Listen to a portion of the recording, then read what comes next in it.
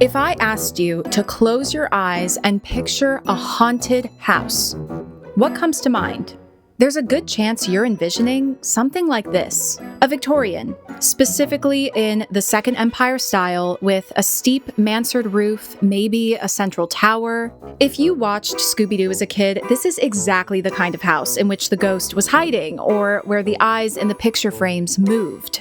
But these homes were once the height of style, where the richest Americans of the Gilded Age lived. How did they become associated with ghosts and witches? Welcome to Fireside Extras. These are shorter episodes in which we'll dive into specific topics mentioned in the main show, or tidbits from history that I think the Fireside audience will find interesting. And of course, if you want to see more videos like this, make sure that you're subscribed. This week's episode of Fireside Fables was about the Winchester Mystery House, the 24,000 square foot home of Sarah Winchester in San Jose, California. And we discussed how the folklore surrounding the home contrasts with the real woman who built it. If you missed that episode, be sure to check it out. Construction began on the Winchester house in the 1880s during the height of the Gilded Age. If you're watching the Gilded Age on HBO, then you already have some familiarity with what this era was about. Rapid industrialization, growing wealth inequality, and westward expansion. Winchester's house was very much a product of that wealth. Her late husband was the owner of the Winchester Repeating Arms Company, and her enormous fortune allowed her to build a house of that scale.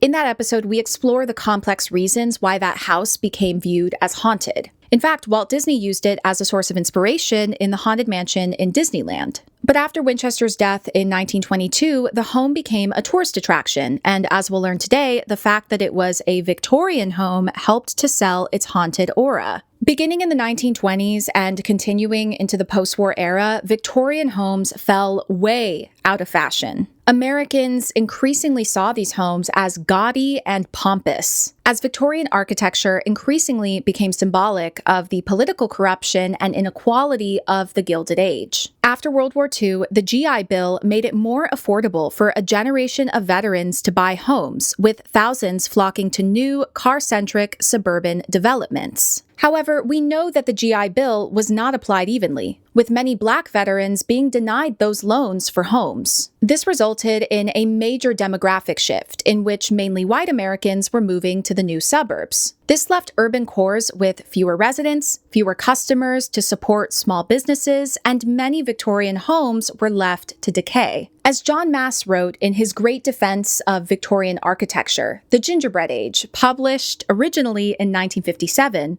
the centers of gravity in American cities have shifted a great deal since the 19th century. Once respectable downtown sections often became blighted areas. Stately homes stood empty on their weedy lots or were turned into seedy rooming houses. This is where the cliché of the gloomy, sinister Victorian mansion got its start. Shuttered houses, which have not had a coat of paint in decades, naturally assume a mournful look. In popular fiction, the Victorian house became a likely background for murder and the preferred haunt of ghosts. The mid-century homes of American suburbia were streamlined and far less opulent than their Victorian counterparts. This design austerity was partially due to the World Wars. A home full of decorative flourishes, wrought iron swirls, and ornate trim would have seemed inappropriate after years of rationing. The cartoonist Charles Addams would permanently affix the Victorian with a spooky aura. Chafing against the social conformity of the post-war era, Addams created the Addams family. While Americans across the country adopted the nuclear family structure and moved into Levitt towns, the Gothic, Latin-coded Addams family lived with extended family in a haunted Second Empire Victorian.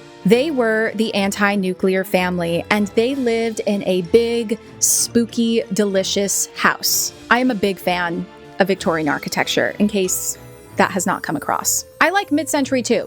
No hate. I love a good Victorian. Victorians became a mainstay in supernatural media, from horror films to children's shows. And today, the Winchester House plays into this, selling a haunted atmosphere to bring tourists in the door. If you enjoy learning about folklore, haunted houses, spooky stories, and more, make sure that you are subscribed. We have new episodes every single week. Be well, and I'll see you next time.